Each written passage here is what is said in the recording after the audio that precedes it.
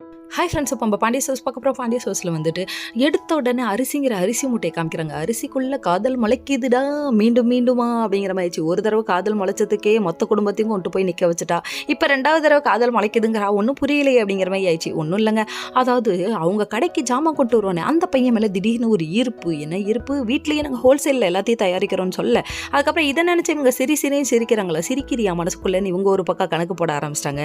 அங்கே கட்டதுறை மீச முளைச்ச கட்ட அங்கிள் இருக்காரியா, யாரை சொல்கிறேன்னு புரியல, நம்ம படுத்துகிற பாண்டியதாங்க சொல்கிறேன், அவருக்கு மட்டும் தெரிஞ்சதுன்னா பாடா படுத்தி எடுத்துருவார்.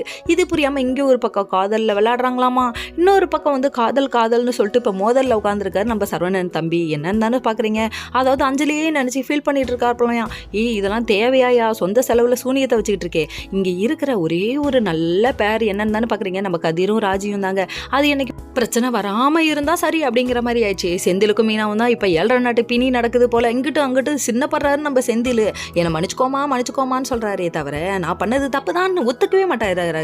எந்த புருஷன் தான் எந்த வீட்டில் எந்த பொண்டாட்டிக்கிட்ட பண்ணது தப்புன்னு ஒத்துக்கிறான், இந்த புருஷன் ஒத்துக்க அப்படிங்கிற மாதிரி ஆயிடுச்சு. இவங்களோட டைலாக்கை பார்க்க என்னங்க பண்ணுறது, விதி வழி எது. இன்னொரு பக்கம் தங்கமயில் போராடுறாங்க அவங்க தங்கச்சிக்காக. என்னன்னு சொல்கிறாங்க, இதுக்கப்புறம் என்ன நடந்தாலும் பரவாயில்ல, அந்த வீட்டுக்கு ஏன் தங்கச்சி கொடுக்க மாட்டேன்னு சொல்கிறாங்க. குமார் எப்படியாப்பட்ட அயோக்கியன்னு தெரியுமா, அவனுக்கு போய் பொண்ணு கொடுக்கணும்னு சொல்கிறேன். அயோக்கியனா அதுக்கு யோகியனா அது, காசு பணம் பணம் தான், பணம்னா பத்தும் பொழக்கும் அப்படின்றாங்க. இது புது டைலாக்காக இருக்குடா அப்படிங்கிற